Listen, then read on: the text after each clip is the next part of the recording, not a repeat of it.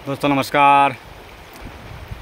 जिस तरीके से आप नदी के किनारे या दरिए के किनारे खड़े रहते हैं तो वहाँ पर बहता हुआ पानी आता जाता रहता है। पहला पानी आया, फिर दूसरा पानी आया, फिर तीसरा पानी आया, फिर वो पानी जैसे आगे चलता चला जाता है। अब जो तट जो है, तटस्थ जो उसका तट है वो वहीं पर रहता है, मगर पानी की धारा बदल जाती है, पानी बदल जाता है।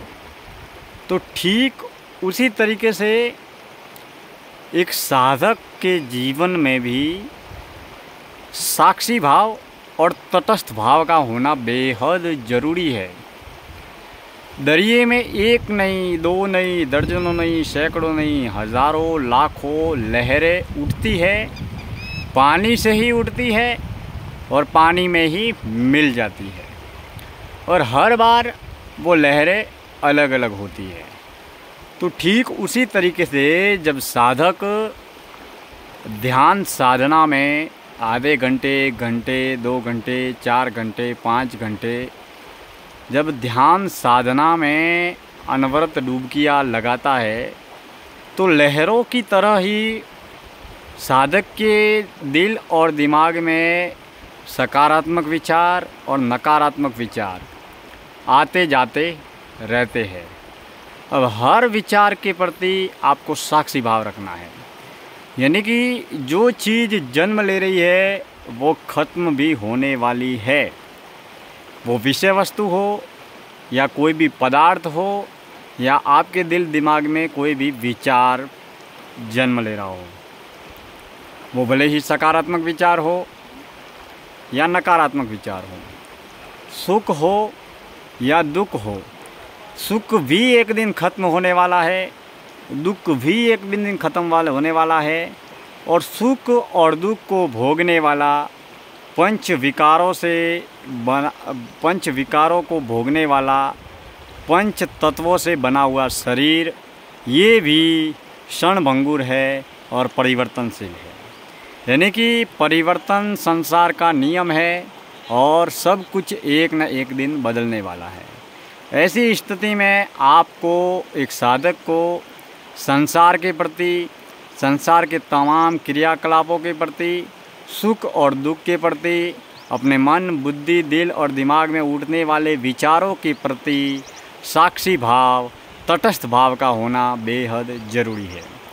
तटस्थ भाव या साक्षी भाव का औचित्य ये है कि जो है जैसा है, बिना किसी मूल्यांकन के, बिना किसी समालोचना के, जो है जैसा है उसे उसी रूप में स्वीकार करें। आप अपनी ओर से कोई व्याख्या ना करें, न उससे नफ़रत करें, न उससे मोहब्बत करें। जो है जैसा है उसी यथावत स्थिति में स्वीकार करें। जैसे तटस्थ भाव, यही तटस्थ भाव है। जैसे नदी के तट पर, जैसे मैं यहाँ पर, मेरे गांव की नदी है और उस गांव की नदी के किनारे मैं यहाँ पर बैठा हुआ हूँ। अब ये जो आपको दिख रहा है वो ये नदी का तट है। अब इस नदी के तट पर, अब ये नदी के तट पर ये बहती हुई नदी है और लहरें आ रही है, लहरें जा रही है। तो ठीक उसी तरीके से नदी भी बदल रही है, लहरें भी बदल रही है, पानी भी बदल रहा है, लेकिन नदी का जो ये तट है वो ना तो बदल रहा है, वो वहीं का वही है। तो ठीक उसी तरीके से हमारे जीवन में भी तटस्थ भाव का होना ज़रूरी है, क्योंकि सुख हो या दुख हो, सब कुछ एक न एक दिन ख़त्म होने वाला है। प्राप्त होने वाली हर चीज़ आपको नष्ट होने वाली है। या तो आप सुख से दूर होने वाले हैं, आप सुख से दूर होंगे, या वो सुख आपसे दूर होगा, लेकिन एक न एक दिन दुख होने ही वाला है। ठीक उसी तरीके से हम कहते हैं कि हर सुख में दुख का समावेश है। अगर सुख नहीं होगा तो दुख भी नहीं होगा, और दुख होगा तो सुख में भी नहीं होगा। सुख में दुख का किस तरीके से समावेश है और हर सुख में किस तरीके से दुख है, इस बात की व्याख्या हम अगले वीडियो में करेंगे। तब तक धन्यवाद, दिल से शुक्रिया। मैं हमारे गांव के नदी के जिस तट पर बैठा हूं उस नदी के दर्शन आपको करवाता हूं। ये हमारे गांव की नदी है, आप देख सकते हैं। बहता हुआ पानी आपको नज़र आ रहा है। धन्यवाद।